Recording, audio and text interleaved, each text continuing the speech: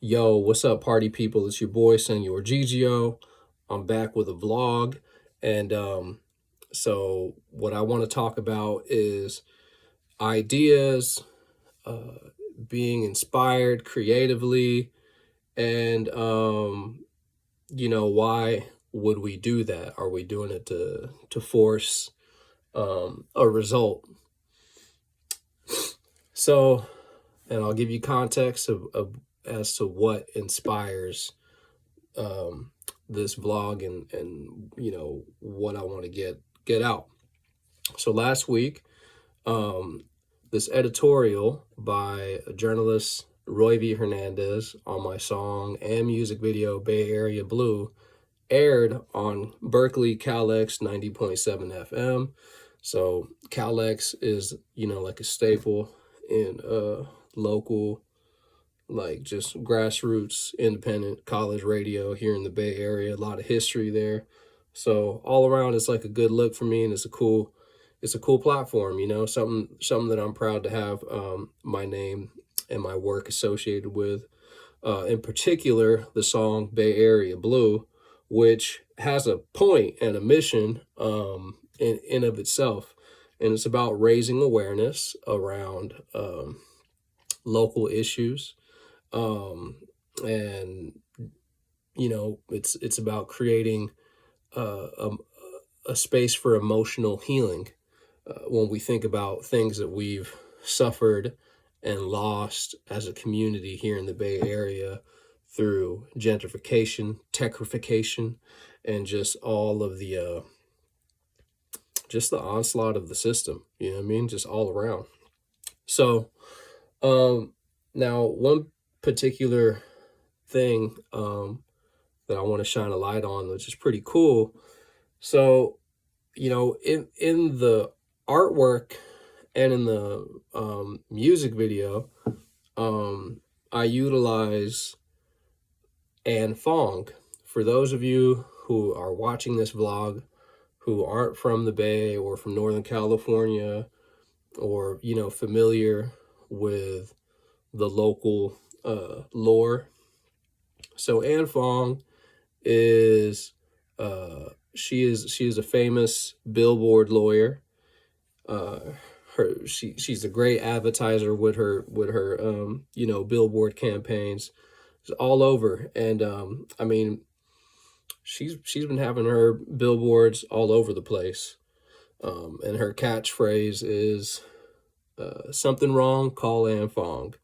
And she's done a lot of cool and funny and memorable billboards throughout the last couple of years. And that kind of started here in the Bay and also throughout Northern California. But you definitely seen Anh Phoong in San Francisco. You definitely seen Anh Phoong in Oakland. And, so just more and more like that becomes something that, locally we connect to that. We all recognize it and we see it. And as an artist, I'm always, thinking of things to draw and thinking of things that I think are neat that I'd like to draw, At one point, for those who don't know, I was doing like a whole series of tiny canvas buttons where I would take the little canvas and draw little cartoons on them and one of a kind and sell them. And I've done a whole lot of different characters, a lot of different celebrities, a lot of different popular cartoons, and just cool things. And I've always done my own like interpretation with every single one of them. Like basically I put my funkadelic third eye touch to it, and that's also been like an instrumental part in how I've been able to relate what it is that I do, my style, my humor, and just my perspective on the world is by taking these little, popular things and tripping them out. And also every now and then taking little characters that I feel like have kind of fallen under the wayside that people forgot about representing my era too, which is 80s baby, 90s, 90s kid, and showcasing some of those cartoons and stuff like that, and always with my own message. And so it's been a lot of fun. So a lot of times I'm just thinking of things to draw. And I mean, years ago, I've always wanted to draw Anh Phoong. I always thought that that would be a cool character to draw. That she would be a cool character to draw. Like I dig it. I dig her. I dig how she presents herself, and it's super bae too. Also, just seeing, a cool tough Asian lady, because the Asian presence here in the Bay is always strong. I grew up with a lot of Asian friends growing up. I had a lot of Asian kids, and being friends with, and people's moms that were Asian, people's dads that were Asian. So I think she's a uniquely cool Bay Area kind of figure. Um, so, anyways, I've had this song Bay Area Blue done for over 2 years, and this goes back to the idea of like what was behind me making this song Bay Area Blue. Well, first off, I did it because it was from the heart and because I needed healing. I wanted to be able to express these ideas and sentiments because I've literally been bummed out. I've literally been sad, and felt a grief that needed to be expressed and conveyed. And when I made the song a couple years ago, I want to say it was 2022, I made the song. That's when I wrote it and recorded it. And shout out Aquavision, who did the beat too. Initially, it was kind of like this because it was actually in the works longer than that. So at the time that I was working on my album, The Life Aquatic, I was trying to cover a whole spectrum of sound musically, especially with the opportunity working with my talented friend and collaborator, producer, Aquavision, who pretty much sky was the limit with him. So I had a dope opportunity in being able to just play with a lot of different kinds of genres. So one of those beats that initially he had made for the project, it ended up being that Bay Area Blue beat. And I had asked, I asked him, like, man, let's make some kind of like alternative rock kind of song, and of course let's throw our own ism on it, but let's do something kind of alt rocky, um and that's what he produced, that's what he created and what he composed. And it just was so dope that you can't fake the funk. So I didn't rush to write to it because I had to think about it, because I didn't want to force something. Also, I knew that my approach to the writing on that beat and whatever I would end up writing would have to be completely different. So I sat on it for 2 years and just, whenever I would, on my downtime, whenever I'm just vibing out, I would return to that beat and I would just listen to it and just let it kind of like sink in, kept letting it sink in. And, eventually, in that process, the idea of Bay Area Blue surfaced within me. I felt the expression. I finally felt the call and heard the call, and had the voice to know that needed to be expressed. Bay Area Blue, that I'm Bay Area Blue. I knew it. So I returned to that beat and I started writing. And I want to fast forward, right? But if you peep the song, watch the music video, you see that, I laid everything out in a certain way to where what I'm saying is pretty poignant, and you can't really deny what I'm saying, where I'm coming at it from all different types of angles. Because, one reason why I needed to express that was because I felt, especially at the time, that I couldn't really, it was a hard discussion and conversation to have with people, with people who live here in the Bay, with other Bay Area natives. It's kind of a hard discussion to have, to be able to say, like, man, this is hard. It's sad. So it was personal for me. I needed to write it for myself to be able to express that for me. And I felt good. I poured everything I had right here. This is where I recorded it. I poured everything I had into it, and, made sure that I came as correct as possible, and so that I could feel good about it. And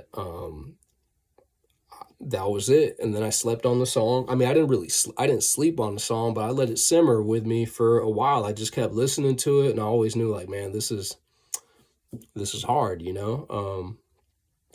but it was mine first. I listened to it for me.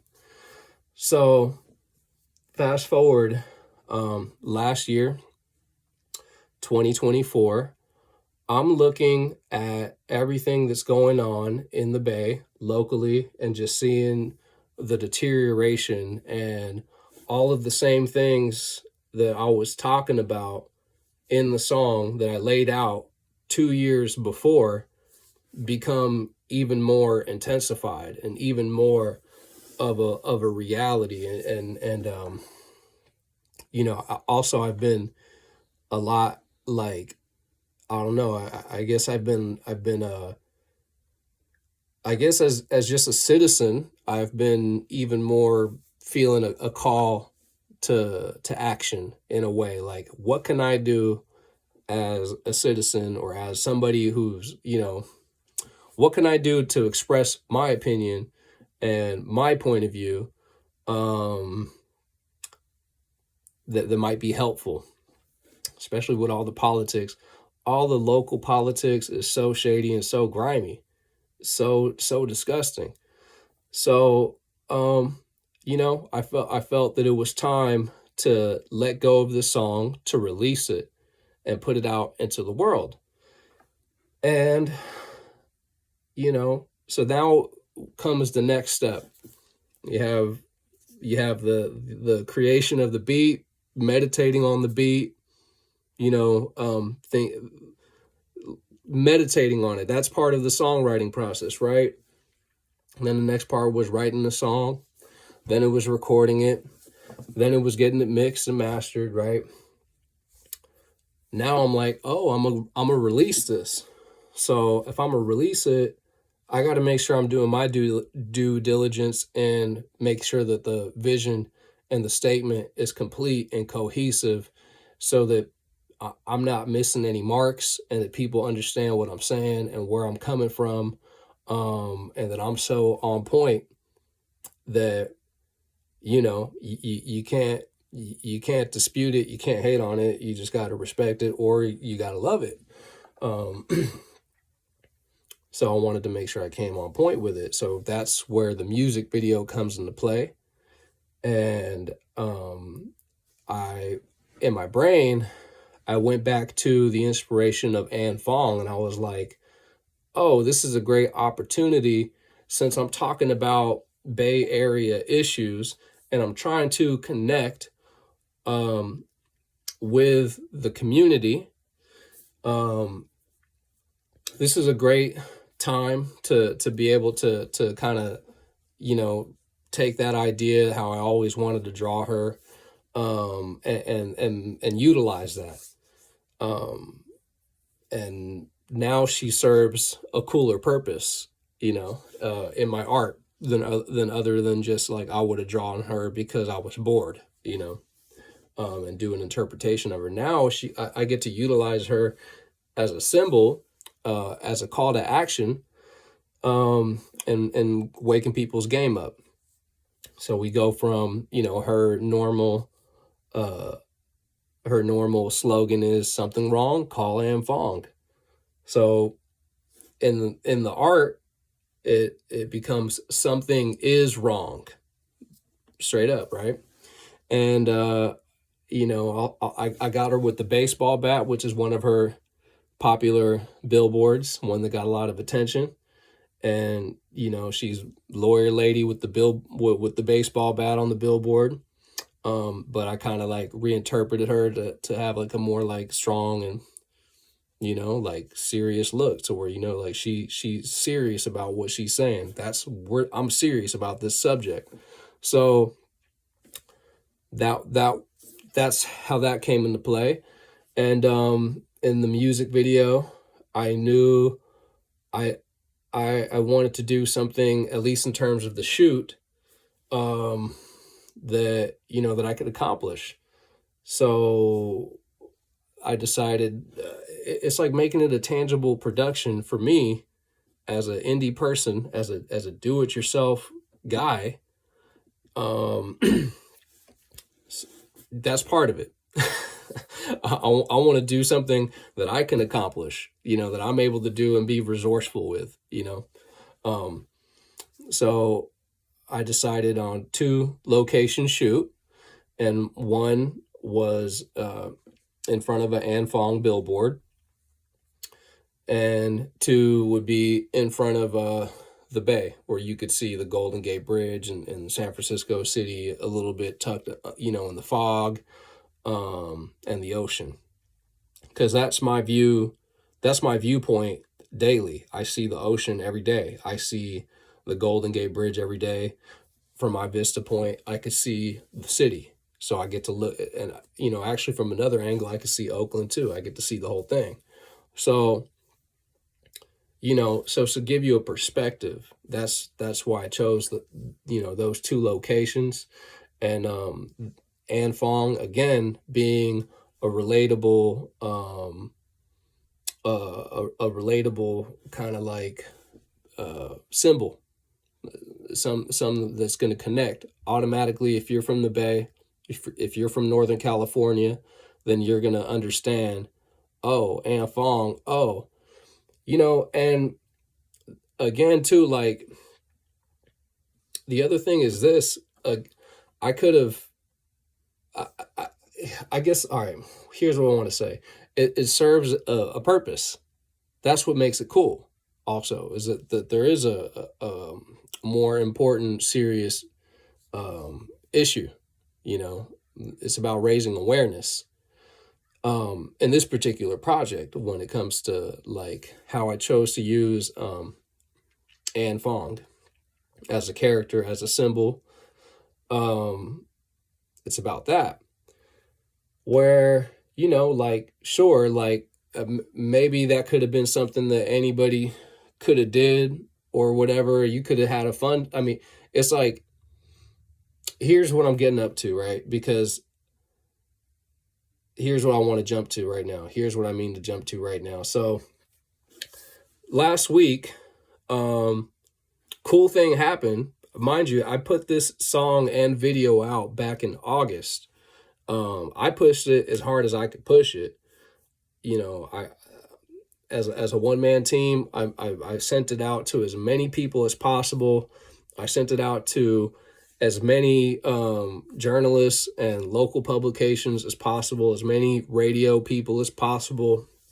And then, and also I made sure that the finished art piece from the music video to the song was masterful, something that I feel that I could say, this is masterful and this is worth your time and your attention, and it's there's a purpose behind it. It's deserving of your attention, So I did my job there.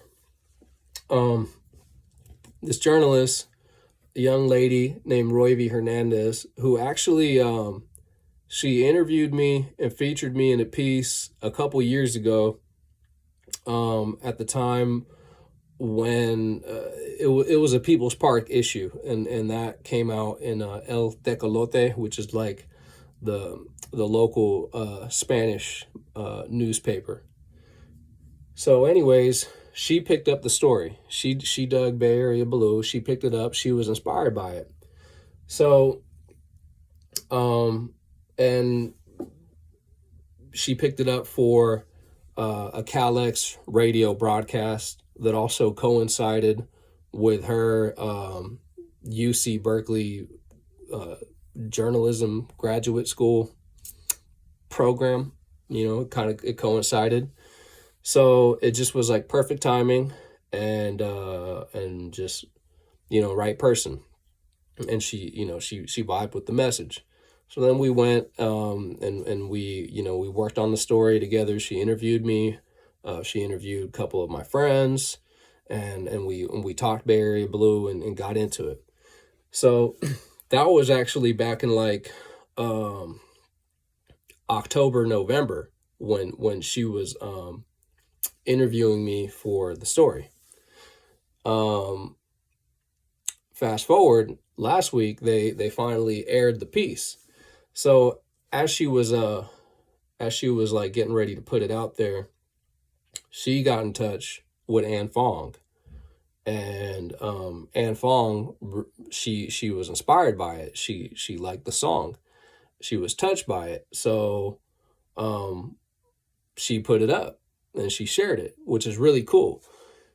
And I'm really pumped on that too. I'm still on cloud nine from that too, because I never thought that would have happened. I mean, I just never I never guessed that would have happened. You know what I'm saying? But it's really cool.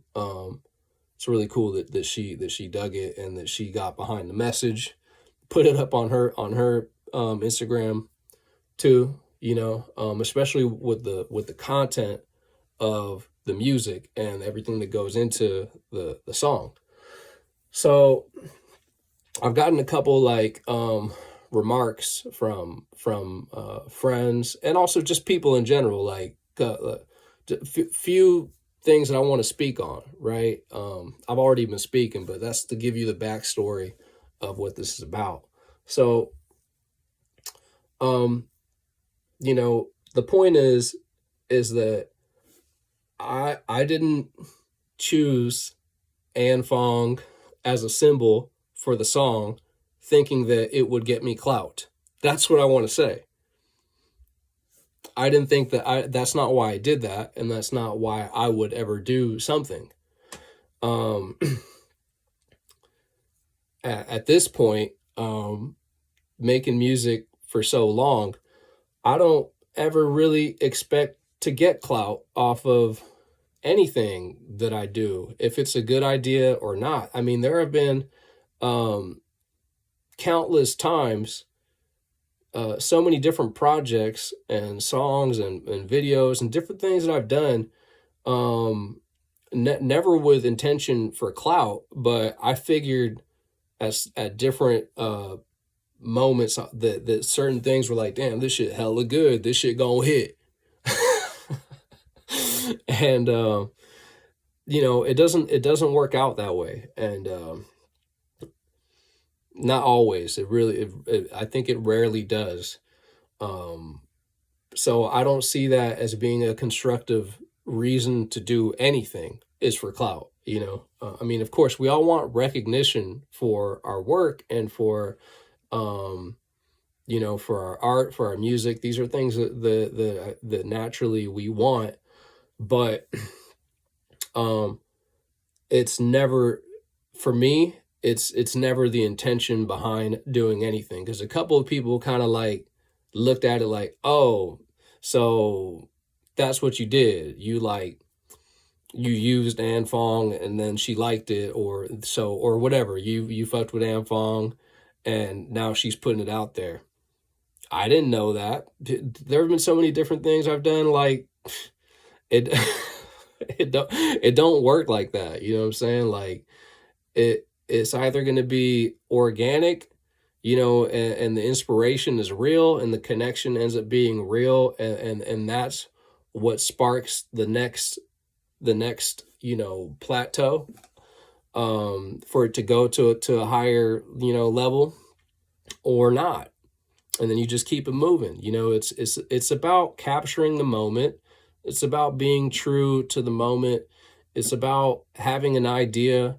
It's about being inspired, and being bold enough and crazy enough to bring those those inspirational ideas into fruition. That's what it's about. I don't think that I don't. I would never do anything for clout, or to think that I'm gonna get clout off of doing. I've been doing this for a long time, and also it doesn't really it doesn't interest me. Like, that's not what interests me in making music and putting it out there and relating to people. That's not, it's not a motivational factor. And I don't think that I think for anybody, I guess what I want to say now too is just assuming that anybody who might be watching this, who is an aspiring artist,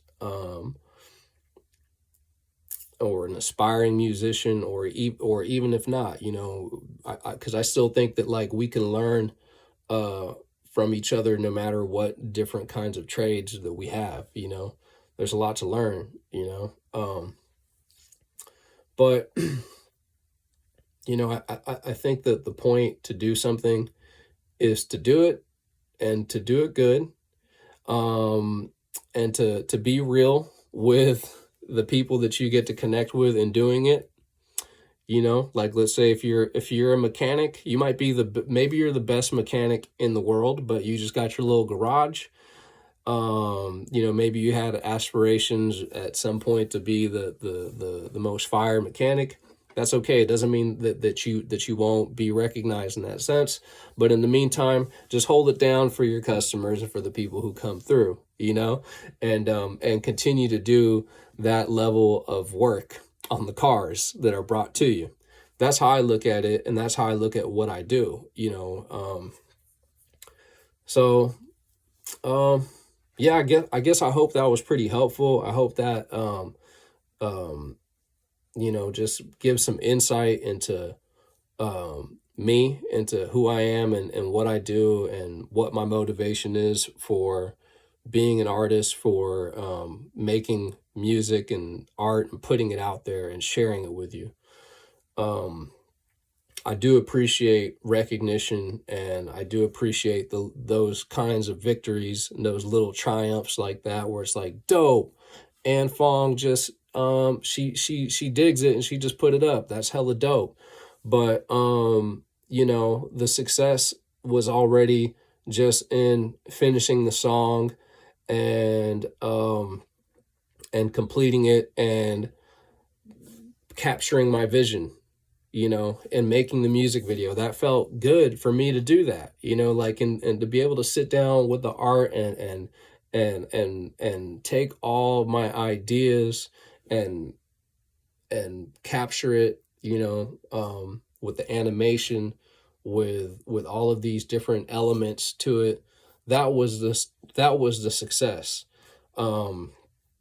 And it takes a lot also to put it out there. So I took it a step further by, pushing it and trying to share with as many people as possible, as a one man independent, do it yourself dude. That's the success. And also I was also understand that before I even put out the song, I wasn't sure if people were going to like it. I wasn't sure if my community here in the Bay would reciprocate, would appreciate what I was saying, because of the nature of the song, because I'm calling shit out. And here in the Bay, we're a proud people. We're proud of our culture. We're proud of, of who we are, of our cities. We're proud of what we do. So, I wasn't sure if people were going to dig that, because sometimes we can be, we can be prideful to a fault. But to get the reception that I got from my community and the people that I was able to share it with, and to see, the healing that came through from that meant a lot to me. So that was the success. Those were the things that made it successful to me.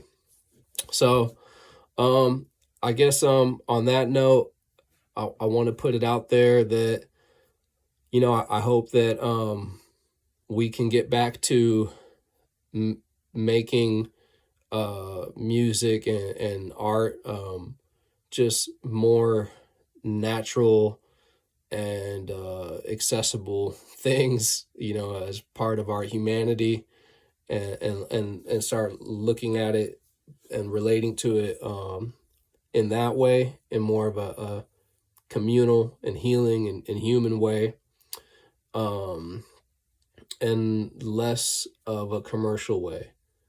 Although, look, there's nothing wrong.